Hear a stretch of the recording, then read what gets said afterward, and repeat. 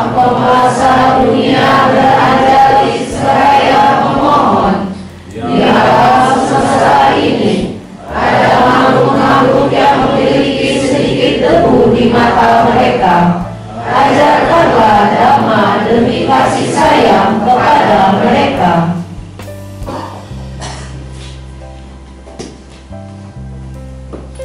Namo tassa bhagavato arahato samma sambuddhassa. Namo tassa bhagavato arahato samma sambuddhassa. Namo tassa bhagavato arahato samma sambuddhassa. Tata sine akka sine nyati nita sakha cami tetanang takinang taja upde kata manusaranti.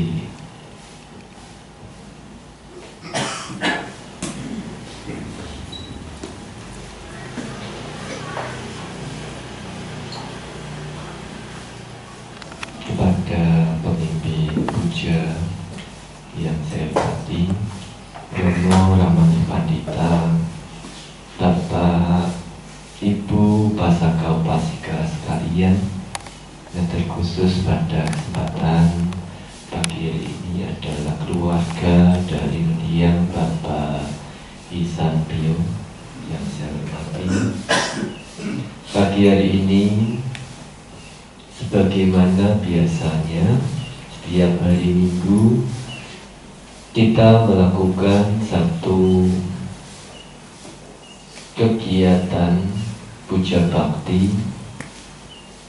tapi hari ini adalah ada penambahan, yaitu selain puja bakti ada upacara patidana untuk memperingati 1000 hari meninggalnya mendiang Bapak Ihsan Pio.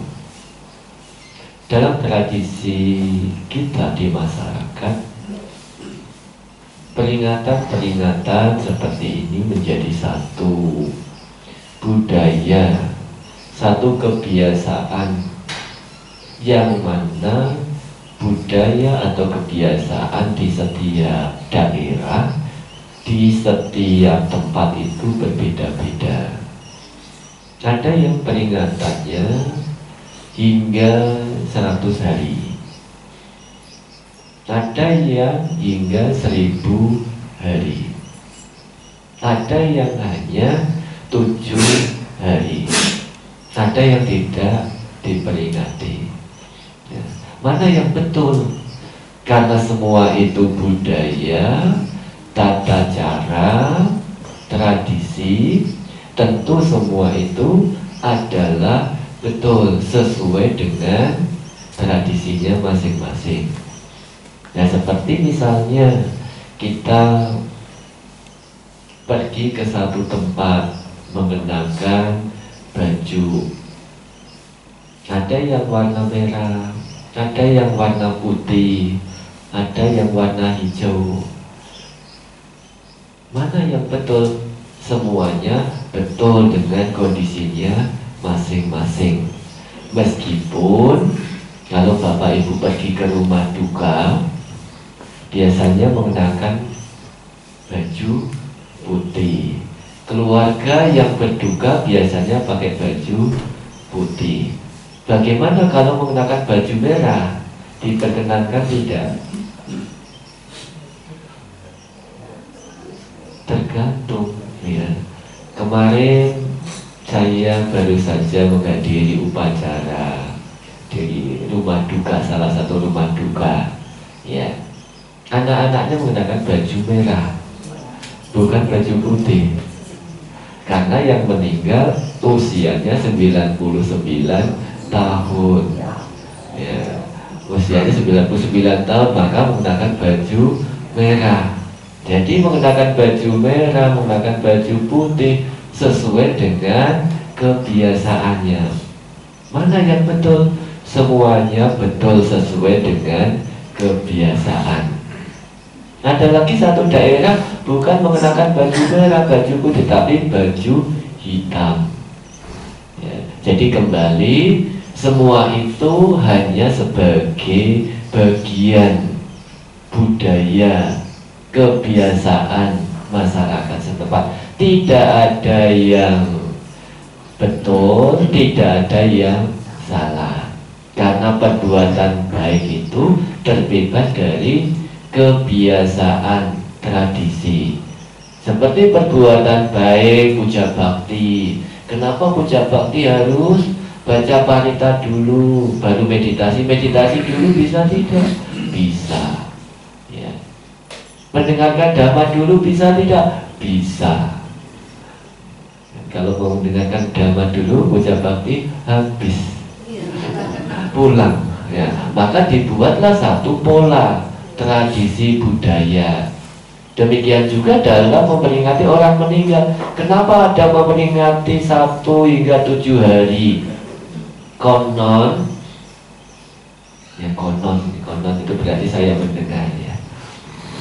Konon ceritanya orang yang meninggal dengan kelekatan kuat, orang yang meninggal dengan kelekatan kuat, apakah dengan barang, apakah dengan seseorang, ataukah dengan tempat, dia akan terkondisi lahir di tempat yang dia lekati. Sebagai contoh, Bante Tissa, seorang biku, siangnya mendapat jubah baru, malamnya meninggal dunia. Dan ketika Bante Ananda ingin membagi jubah, karena kalau biku meninggal, barang-barang itu milik sangga. Ketika jubah ini mau dibagi, akan dibagi kepada para biku, Sang Buddha mencegah, jangan dibagi dulu Ananda, tunggu 7 hari. Setelah 7 hari, Bante Ananda bertanya, Bante, kenapa waktu yang lalu ketika saya mau membagi jubah Bante Tissa, Bante mencegah, melarang? Tunggu sampai 7 hari. Sang Buddha kemudian menjawab, Ananda, Tissa atau biku Tissa meninggal dengan kelekatan pada jubah barunya dan terlahir sebagai kutu jubah. Ya, kutu jubah binatang kecil yang dipakaian, gitu ya. Karena kutunya ada di jubah, maka dinamakan kutu jubah. Kalau kutunya ada di pakaian, ya kutu pakaian. Kalau kutunya ada di buku, jadi kutu buku. Ya, kutu buku ini jauh lebih besar daripada kutu jubah, ya. Tahu kutu buku ya? Iya. Yang sering baca buku yang disebut kutu buku. Jadi Bante Tissa ini meninggal dengan kelekatan pada jubahnya dan terlahir sebagai kutu jubah. Pada saat mendengar Bante Ananda akan membagi jubah itu, dia sangat marah sekali. Marah itu kali benci atau senang? Benci. Muncul kebencian, muncul kemarahan, kebencian yang tidak terhingga. Ya. Kalau seseorang makhluk itu meninggal dengan penuh kebencian, penuh kemarahan, maka dia akan bisa terlahir di alam neraka, ya, alam peta. Nah, Tissa pada saat mendengar atau kutu jubah yang tadinya Tissa itu, pada saat mendengar jubahnya akan dibagi, sangat marah sekali. Kalau dia sampai meninggal, dia bisa jadi makhluk yang mendiami alam neraka. Maka disuruh menunggu 7 hari. Kutu ini usianya hanya 7 hari. Setelah 7 hari kutu ini meninggal dan lahir di alam dewa. Jadi kadang-kadang juga di masyarakat kita ada yang menyampaikan, Bante, selama beberapa hari ini keluarga saya yang meninggal ada di sekitar saya di sekitar rumah dia berseliweran, ya. Barangkali kita juga pernah mendengar hal seperti itu. Kenapa yang meninggal itu seperti ada di sekitar kita, ada di rumah itu? Karena dia meninggal dengan kelekatan.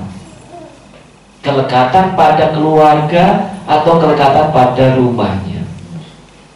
Satu cerita lagi, yaitu Todea. Todea ini seorang saudagar kaya, hartanya banyak. Dulu belum ada bank. Dulu menyimpan hartanya itu di dasar sumur. Todea punya anak, tapi dia sangat kikir, sangat pelit, tidak mau menggunakan hartanya itu untuk bersenang-senang atau untuk mencukupi kebutuhan anaknya. Jadi timbun terus. Dia tidak tahu bahwa kematian itu tidak pernah memberikan kabar. Kalau kita mengetahui orang meninggal, WA dulu tidak. Tidak ada yang WA dulu. Kalau mau meninggal di WA dulu, besok siap-siap ya. Tapi tidak ada yang memberitahu kapan akan meninggal. Toh dia ini meninggal, hartanya masih ada di situ, belum sempat dibagi ke ahli warisnya. Dia meninggal dan menjadi anjing.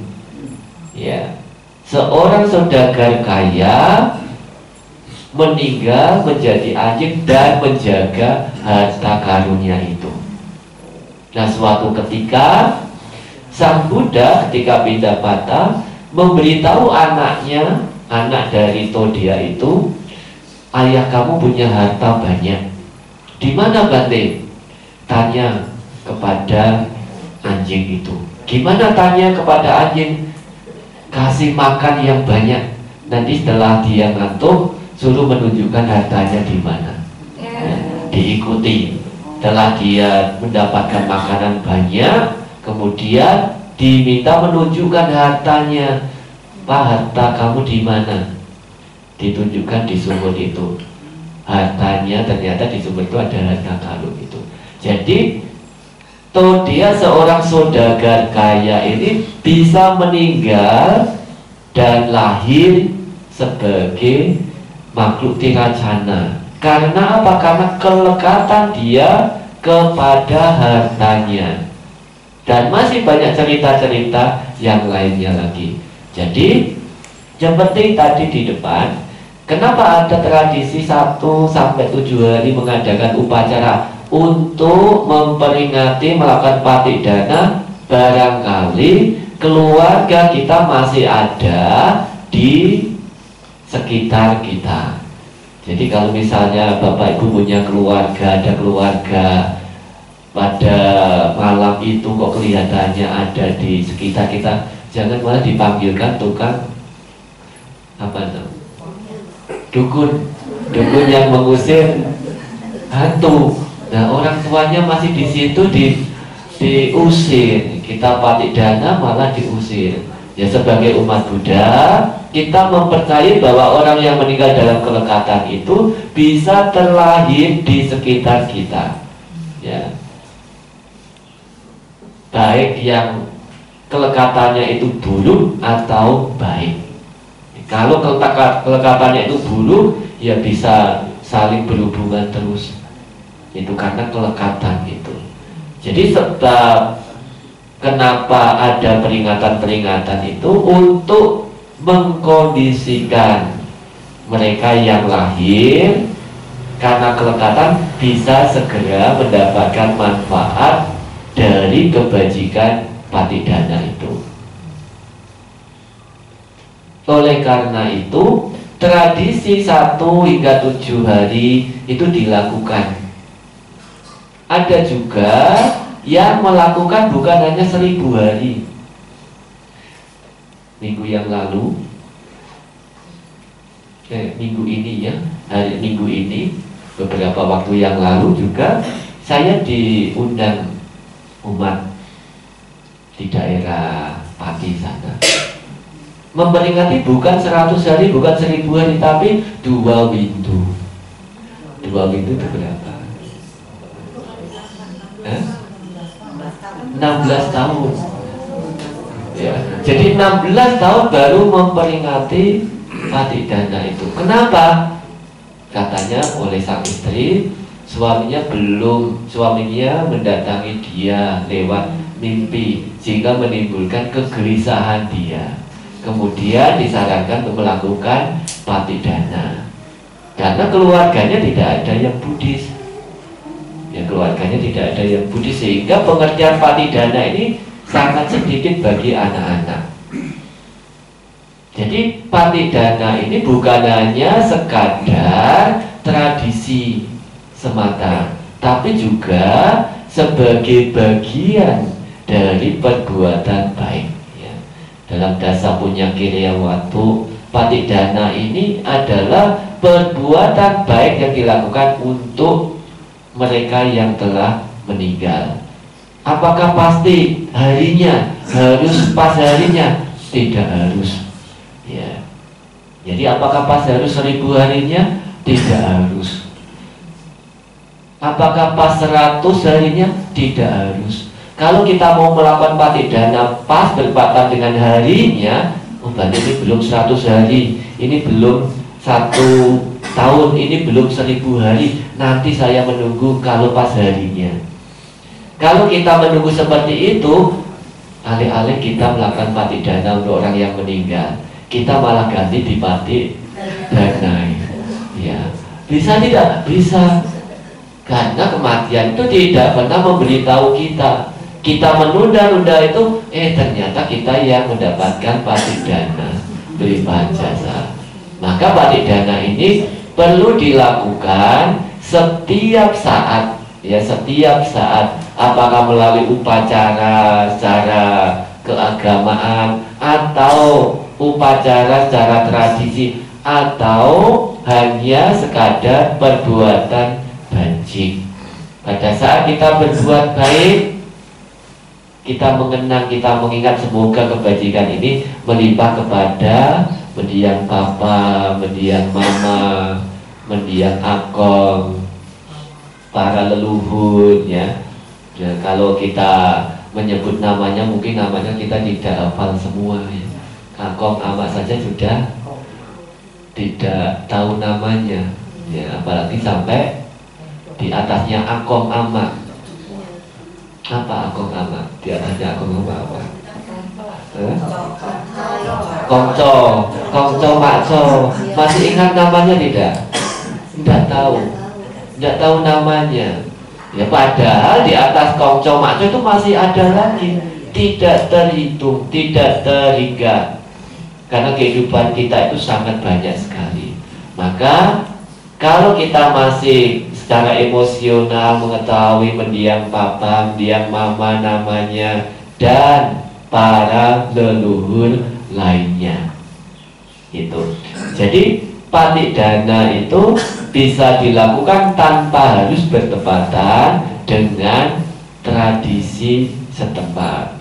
Jadi ada yang disesuaikan dengan tradisi, ada yang disesuaikan dengan kebajikan atau apa yang kita yakini. Ya. Jadi setiap orang bisa melakukan Patidana kepada mereka yang telah meninggal. Bapak Ibu, Pasang Pasca sekalian, khususnya keluarga dari mendiang Bapak Isantio yang saya hormati, pagi ini kita akan melihat sekilas tentang keberadaan orang tua kita, yang salah satunya di dalam Anguttara Nikaya Sattapatipata Akisutta. Di situ dijelaskan tentang api, ya, tentang api. Orang tua kita salah satunya juga diibaratkan seperti api. Ya, kalau kita melihat api, Bapak Ibu bisa melihat api, ya. Kalau yang dililin, api yang dililin ini kecil, bisa membuat senang. Kalau masak tanpa ada api, tidak matang. Tapi kalau apinya sampai bisa membakar kota, berbahaya. Jadi api itu bisa berbahaya, bisa membahayakan, juga bisa membawa manfaat, bisa bermanfaat. Ya. Jadi api itu, kenapa Agi Sutta ini dimunculkan sebagai nama dari Sutta? Ya, beliau Sang Buddha mengajarkan kepada seorang Brahmana yang masih memiliki kepercayaan, keyakinan untuk mempersembahkan korban. Ya, sangat banyak sekali yang dikorbankan, yang dipersembahkan itu bukan hanya 1-2 ekor, tapi banyak sekali. Yang di situ Sang Buddha memberikan perumpamaan api. Karena kalau orang, Sang Buddha berhadapan dengan siapa, mengajar dhamma dengan siapa, selalu melihat karakter dari orang tersebut. Karena setiap orang belum tentu bisa menerima apa yang diajarkan dengan cara yang sama. Ya, ada yang dengan perumpamaan. Ya, seperti seorang gadis 16 tahun yang meninggal, digunakan perumpamaan, kamu dari mana, mau kemana, dan sebagainya, tanya jawab. Tapi juga ada sebagai perumpamaan, yaitu di Agi Sutta ini perumpamaan api. Api itu bisa berbahaya dan bisa bermanfaat, tergantung bagaimana kita menjaga api itu. Ya, tadi saya menyalakan api, mungkin hanya kecil. Kalau saya tidak menjaga api ini dan saya membiarkan api ini sampai kena karpet, tidak kena sumbunya, maka api ini bisa besar dan bisa membakar. Kalau api itu membakar, api itu besar, tidak ada orang yang senang, semua pasti akan lari, ya, ketakutan. Tapi kalau api itu kecil, apalagi digunakan menyalakan lilin-lilin kecil, ya, jadi untuk apa dinyalakan ke lilin kecil? Ulang tahun. Nah, kalau api itu di lilin kecil, orang-orang malah datang mendekat, ya, bukan menjauh, karena membawa manfaat. Ibu-ibu dapur kalau nggak ada api tidak bisa masak. Jadi api itu bisa bermanfaat, bisa membahayakan, tergantung bagaimana kita menjaga api itu. Ada 3 macam api dalam Agi Sutta ini. Ya. Yang pertama disebut sebagai Ahuneyagi, Ahuneya Agi, ya, atau digabung menjadi Ahuneyagi, yaitu api yang perlu mendapatkan penghormatan, perlu mendapatkan puja, menerima puja. Api yang perlu mendapatkan penghormatan, yaitu seseorang yang perlu mendapatkan penghormatan, perlu mendapatkan puja, adalah papa mama kita. Ya. Papa mama kita adalah orang yang perlu menerima penghormatan kita, perlu menerima puja kita, sakara kita. Kenapa orang tua kita perlu mendapatkan itu? Kalau kita kilas balik, papa mama kita memiliki jasa yang tak terhingga. Jasa yang tak terhingga itu yang diberikan kepada anak-anaknya. Yang pertama adalah karena keberadaan papa mama kita, anak bisa lahir di dunia ini. Adakah anak yang lahir tanpa keberadaan papa mama? Tidak ada. Semua anak yang lahir, termasuk guru agung kita, Pangeran Siddhartha, lahir juga dari papa dan mama. Sehingga papa dan mama kita itu disebut sebagai orang pertama yang sangat berjasa bagi anak-anak. Tidak ada yang bisa menggantikan keberadaan orang tua kita. Keberadaan orang tua kita tidak ada yang bisa menggantikannya. Karena orang tua kita yang melahirkan kita. Papa mama kita jasanya tidak terhingga. Kalau kita melihat ilustrasi yang diberikan guru agung kita seperti hiperbola, seandainya langit itu kertasnya, Gunung Semeru itu penanya, Mahasamudra tintanya, itu pun belum mampu menggambarkan cukup untuk menuliskan jasa dari orang tua kita. Dalam peribahasa Indonesia kita sering mendengar kasih sayang orang tua, ya, jadi bukan ibu saja ya, bapak juga, papa dan mama. Nah, orang tua. Kasih sayang orang tua kita itu sepanjang apa ya? Masa, sepanjang masa, sepanjang jalan. Jadi tidak terbatas. Mau kapanpun juga kasih sayang orang tua itu selalu ada. Tapi kasih sayang anak kepada orang tua sepanjang galah. Galah itu belarak, ya. Kalau kita melihat pohon kelapa, daun pohon kelapa tengahnya, nah itu namanya galah. Ya, hanya sepanjang itu, mungkin tidak lebih dari 10 meter. Dengan istilah lain, orang tua kita memiliki kasih sayang yang tidak terbatas dan tidak menghitung berapa banyak yang telah dikeluarkan untuk merawat anak-anaknya. Melahirkan, membesarkan, memberikan pendidikan kepada orang tua, kepada anak, ya, memberikan pendidikan kepada anak. Nah, apakah orang tua pernah menghitung? Tidak pernah. Meskipun beberapa orang tua ada yang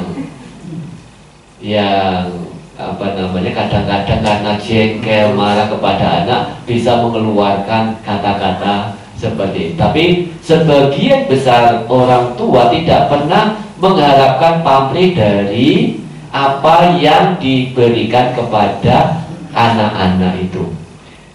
Jadi kalau kita bicara dari kecil hingga besar, apakah kalau sudah besar, sudah menikah, anak-anak sudah berkeluarga, orang tua masih tidak peduli terhadap anak? Masih peduli mereka. Hanya kepedulian orang tua itu tidak tampak dan anak tidak mengetahui. Kalau masih bersama-sama dengan keluarga, dengan orang tua, mungkin dikasih pakaian, dikasih makanan, dikasih mainan dan sebagainya. Kalau anak itu sudah berkeluarga, sudah jauh, mungkin ada yang kuliah di tempat yang jauh, sudah menikah, tinggal dengan pasangannya. Orang tua pun masih melakukan kepedulian terhadap anak. Apa yang dilakukan orang tua? Semoga anak-anak berbahagia. Semoga keinginan, cita-cita, harapan dari anak bisa segera tercapai, terwujud. Tidak ada satu orang tua pun yang mengharapkan kehancuran bagi kehidupan anak-anaknya. Meskipun anak-anak dengan orang tua tidak tinggal satu rumah. Karena biasanya kalau sudah menikah, anak-anak kan lebih memilih tinggal sendiri supaya tidak sama-sama dengan orang tua. Tapi orang tua tetap meskipun jarak memisahkan, ya, jarak memisahkan antara anak dan orang tua, tapi hubungan emosional orang tua dan anak itu tidak bisa dipisahkan. Pernahkah kita sebagai anak telepon orang tua menanyakan kabar orang tua kita? Kalau orang tua tidak telepon, ya, kadang-kadang, "Ma, saya sibuk." Kalau orang tuanya sedang telepon, saya sedang sibuk, nanti saja ya.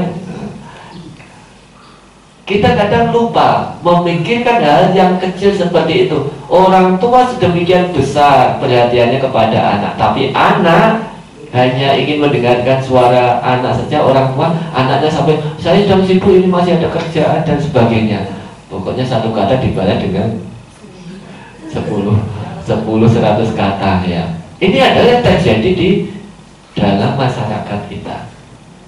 Jadi kepedulian orang tua sangat besar, sehingga manfaat yang bisa didapat bagi anak-anak yang merawat orang tua juga sangat besar. Ada satu kisah pada zaman Sang Buddha, seorang biku yang telah menjadi biku selama 12 tahun mempraktikkan samana dhamma di hutan, tidak mencapai perkembangan batin. Dia menjadi gelisah dan mengunjungi orang tuanya. Didapatinya orang tuanya ternyata tubuhnya kurus, ya, kekurangan makanan. Nah, akhirnya anak ini memutuskan untuk merawat orang tuanya dulu, tinggal di dekat orang tuanya. Yang pindah patah selalu disisihkan untuk orang tuanya, hingga orang tuanya ini menjadi sehat, menjadi gemuk lagi, tidak kurus lagi. Setelah itu dia baru mempraktikkan samana dhamma. Tidak lama setelah itu dia mencapai tingkat kesucian arahat. Demikian juga yang di masyarakat seringkali kita dengar, doa ibu, doa orang tua itu sangat manjur sekali toh. Ya. Jadi orang tua yang mendoakan anaknya itu sangat manjur sekali, sangat berkhasiat sekali. Berbeda dengan mereka yang tidak merawat orang tua, alih-alih merawat, jadi anak yang durhaka. Ya, anak durhaka itu anak yang berani kepada orang tua. Raja Ajatasattu, seorang raja yang banyak sekali membantu perkembangan agama Buddha pada saat awal-awal, termasuk menjadi sponsor pada saat Sanggayana pertama, persamuan Sangga waktu itu. Meskipun demikian, dia tidak bisa, Raja Ajatasattu tidak bisa mencapai tingkat kesucian Sotapanna, apalagi yang lebih tinggi. Yang paling dasar saja Sotapanna tidak bisa. Kenapa? Dari perbuatan membunuh orang tua Raja Bimbisara, menyebabkan Raja Ajatasattu tidak bisa mencapai tingkat kesucian meskipun yang pertama dalam kehidupan yang sekarang ini. Di dalam Garuka Kamma juga dijelaskan bahwa salah satu perbuatan yang menyebabkan seorang anak terlahir di alam peta, ya, di alam neraka awiji, adalah membunuh ayah, membunuh ibu, ya, selain melukai Sang Buddha. Jadi membunuh ayah, membunuh ibu termasuk perbuatan yang sangat berat sekali, tidak bisa orang mengatakan diampuni. Ya, meskipun dibayar dengan apapun juga tidak bisa seperti Raja Ajatasattu itu. Jadi ini seperti api. Api ini bisa bermanfaat, tapi juga bisa berbahaya, tergantung bagaimana kita menjaganya. Orang tua kita ini bisa memberikan manfaat yang besar demi kesuksesan anak-anak, tapi juga bisa menyebabkan anak-anak terlahir di alam neraka. Sebagai orang yang memiliki kata nyukata wedi, nimitang sadulu panang kata nyukata wedita, ciri dari orang baik adalah dia yang tahu budi dan balas budi. Anak-anak yang tahu, mengetahui budi, balas budi terhadap orang tua ini, mereka akan berusaha untuk merawat orang tua tatkala orang tua ini masih hidup. Bagaimana kalau orang tua sudah meninggal? itu pun masih bisa dilakukan, yaitu dengan melakukan patidana. Jadi patidana ini yang dilakukan bukan berarti orang tua kita itu lahir di alam yang tidak baik. Berarti kalau begitu orang tua saya ini lahir di alam yang tidak baik. Bukan. Patidana ini adalah untuk memunculkan niat baik, sifat baik, karakter baik bagi diri kita sendiri. Pertama, kalau orang tidak punya karakter baik, susah untuk bisa melihat jasa dari orang lain. Jadi patidana pertama kali adalah untuk memunculkan niat baik bagi kita, mengingat para leluhur-leluhur kita. Apakah leluhur kita bisa menerima Bante? Ya nanti ditanya. Bisa terima atau tidak? Kalau tanya ke Bante, Bante juga tidak tahu. Makanya yang pertama kali adalah untuk memunculkan sifat baik, hal baik diri kita, yaitu kita mengingat jasa dari orang yang pernah berjasa kepada kita.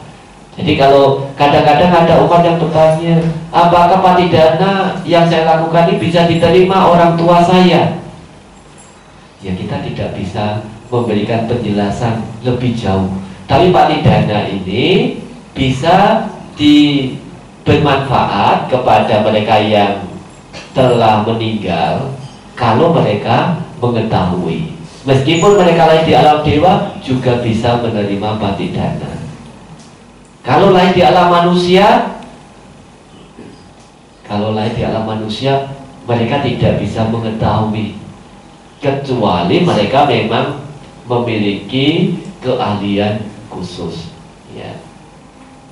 Jadi di alam peta bisa menerima, di alam dewa kalau mengetahui juga bisa menerima. Memang manfaatnya yang paling besar adalah untuk mereka yang lahir di alam Paradatu Paciwika peta. Ini adalah api, ya,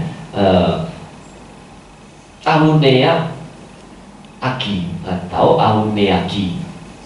Yang kedua adalah Gahapatagi atau Gahapati Agi.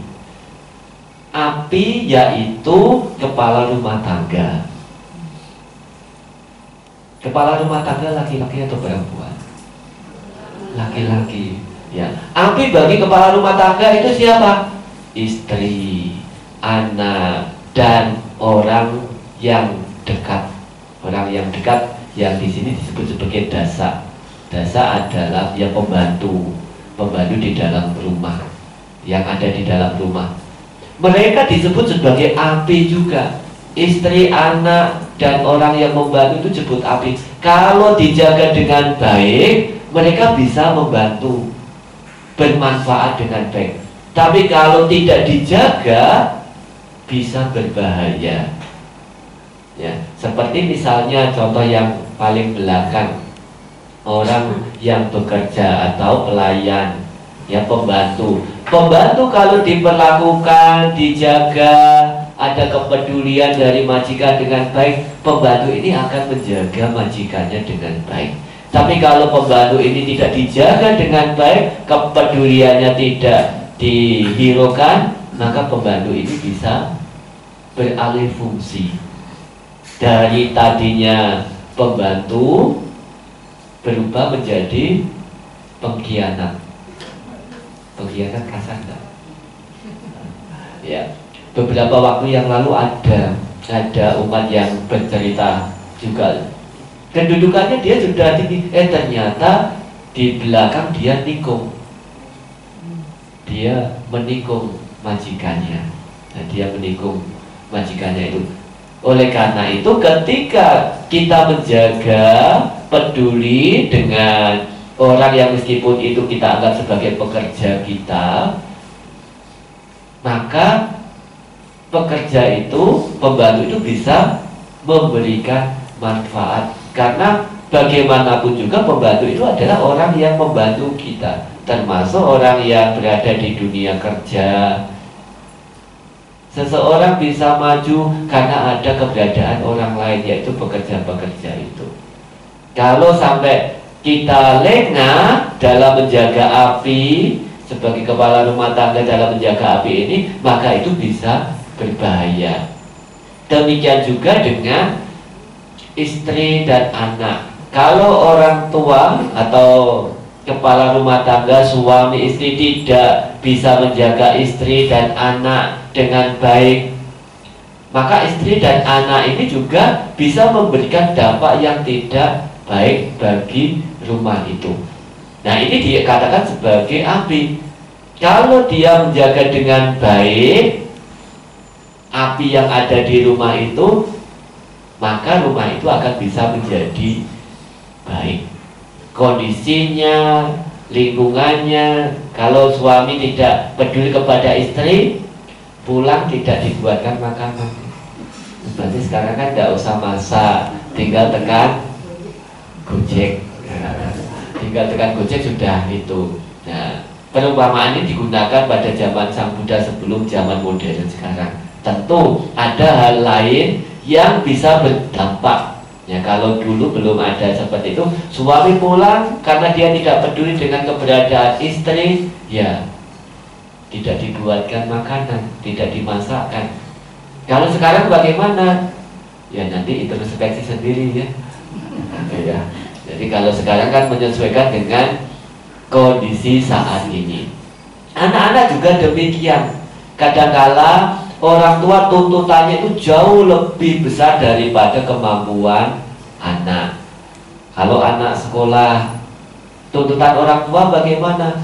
Harus pintar, harus dapat ranking 1. Padahal ranking 1 itu menderita. Ya. Kalau sudah ranking 1 itu menderita, bukan enak.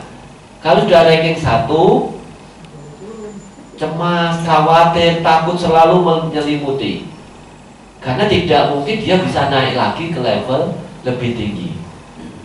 Dia harus siap-siap untuk turun ke posisi di bawahnya. Tapi kalau masih rankingnya 5, oh enggak apa-apa, nanti kan bisa ranking 4 ya. Bisa ranking selanjutnya itu.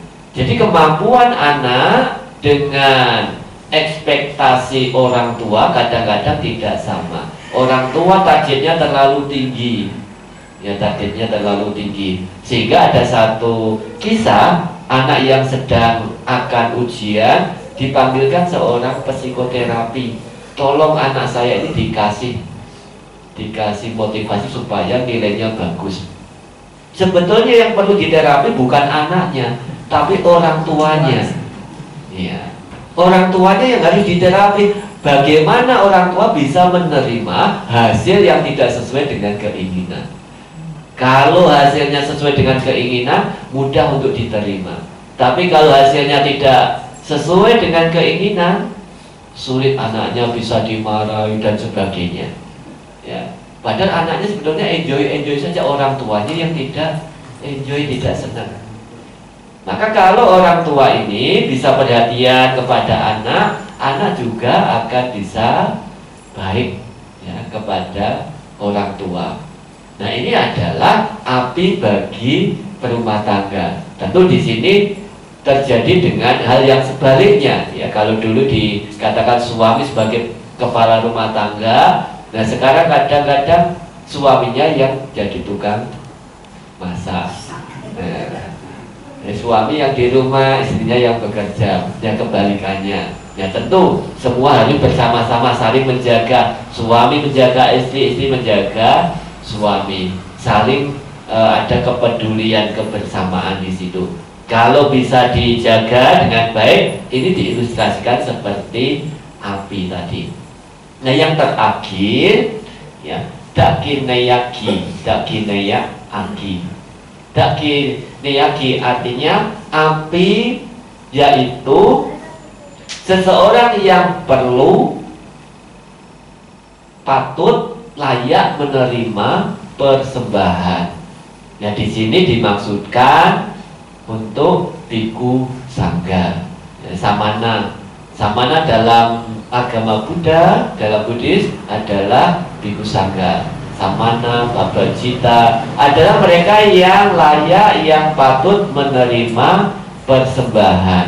Karena mereka yang kehidupan seharinya sudah meninggalkan kehidupan berumah tangga, berlatih untuk menjaga silang dan sebagainya untuk tujuan yang lebih luhur. Kalau dijaga dengan baik, sebagaimana dalam Sangganusati tadi yang diceritakan, itu sebagai punya ketang, ladang menanam jasa yang tiada taranya. Tapi kalau tidak dijaga dengan baik, juga bisa membuat malapetaka.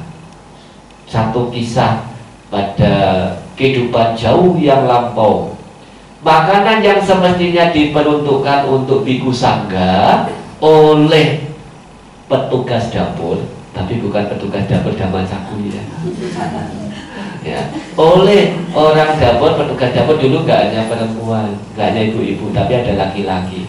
Karena anaknya merengek-rengek, tidak tahan mendengar anaknya merengek-rengek, makanan yang semestinya digunakan, dipersembahkan kepada biku sangga, diambil untuk anak-anak. Perbuatan seperti ini kemudian mengakibatkan orang-orang ini lahir di alam para datuk Pajiwika Peta. Ya, jadi sangga ini bisa memberikan ladang yang subur, juga bisa menjadi malapetaka. Nah, kenapa kalau pas ada panidana seperti pada hari ini, nah, Saudari Linda mengundang Bante, nggak usah ada Bante juga bisa ya.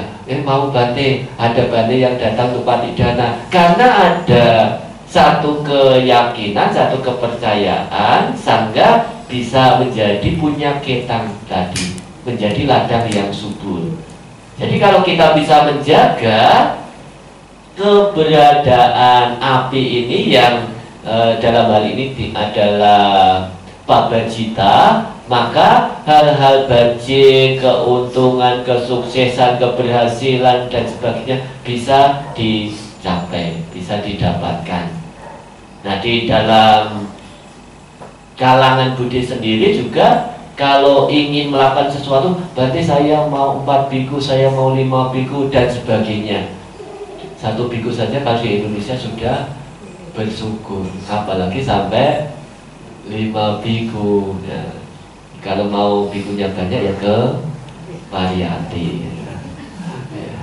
Ke Pariyati bikunya bisa banyak. Kalau di sini ya 2 biku, tapi tahun depan mudah-mudahan 1 biku ada terus ya.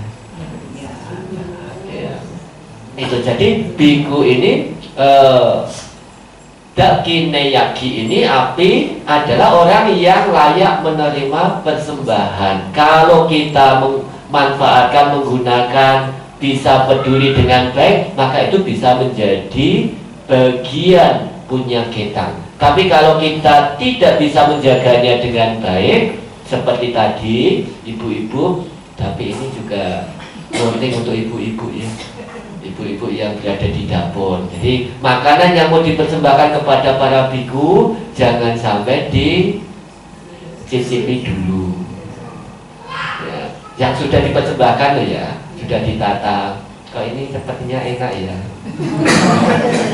jadi ambil ya. Hal ini bisa membuat, mengkondisikan seseorang itu seperti cerita keluarga dari Raja Bimbisara itu, terlahir di alam para datuk Pajiwika Peta. Nah, kalau kita mempersembahkan, bagaimana? Persembahkanlah dengan ketulusan, rasa senang. Kalau sudah dipersembahkan, selesai. Jangan sampai setelah dipersembahkan dilihat makanan saya diambil Bante tidak ya. Ya. Ada yang punya kebiasaan begitu? Ada, banyak ya. Jadi kalau kita sudah mempersembahkan, lepaslah. Persembahan itu sudah baik. Kalau Bantenya disuruh makan semua, dicicipi semua, Bantenya tidak berumur panjang ya, bisa sakit toh, harus ngicipi ini terus. Nah, apalagi kalau makanannya goreng-gorengan ya Pak Bina, kolesterolnya bisa naik. Jadi kalau para bandennya ini kolesterolnya paling tinggi-tinggi ya, karena makanannya ya apa yang dipersembahkan oleh umat, apalagi kalau dalam satu tempat itu umatnya rajin memantau rajin memantau dana yang dipersembahkan diambil nggak ini oleh bande, kalau enggak besok saya nggak mau lagi gitu. Berarti ini enak saya goreng sendiri dan sebagainya. Jadi untuk melakukan hal itu, kalau kita sudah mempersembahkan, lepaslah apa yang kita berikan itu sudah sebagai punya kita ya, ke punya kita, ke ladang yang subur. Jadi ini bagian dari menjaga layak menerima persembahan, tapi kita harus menjaga jangan sampai muncul pikiran-pikiran yang negatif. Saya hari ini sudah berdana makanan, bande nanti makan atau tidak itu adalah urusan bande, bukan urusan saya ya. Kalau saya disuruh makan sebanyak itu juga tidak bisa ya. Jadi kadang di Indonesia ini umatnya dengan bikunya umatnya lebih banyak ya. Kalau di negara Buddhis kadang bikunya yang lebih banyak di satu wihara ya. Tapi kalau di Gunung Sindur bikunya lebih banyak daripada umatnya. Sekeliling wihara ya, keliling wihara umatnya sedikit lebih banyak bikunya ya. Jadi ini adalah 3 api ya. Yang pertama yaitu Ahuneya Agi, api yaitu seseorang yang patut menerima penghormatan sakara, yaitu orang tua kita, papa mama kita.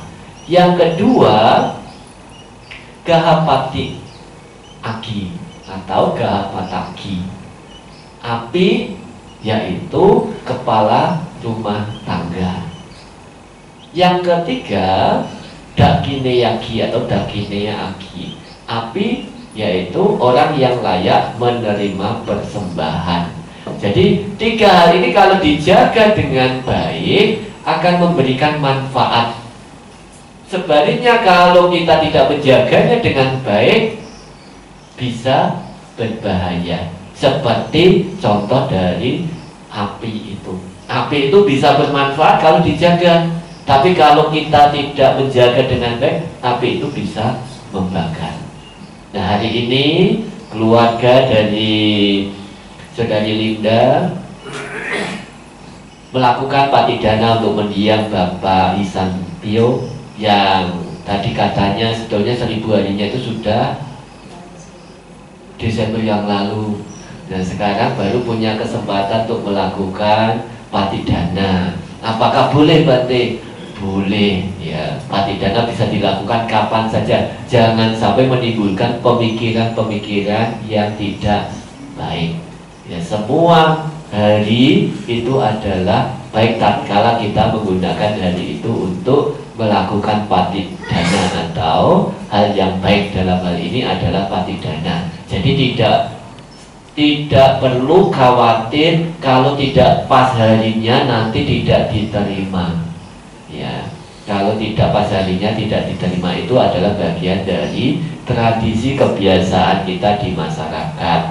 Ada sime akasime nyati mita sakacame petanang tak kinang daja pube kata manusarang.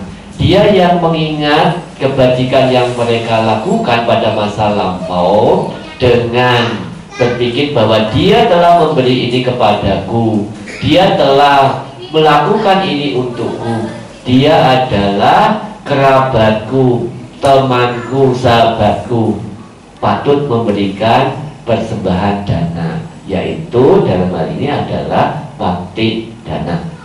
Nah, semoga dengan kebajikan yang dilakukan keluarga oleh Saudari Linda dan juga adik dan gogonya dapat melimpah kepada mendiang Bapak Isan Pio. Semoga mendiang mengetahui dan berbahagia. Semoga semua makhluk hidup berbahagia. Sadu, sadu, sadu.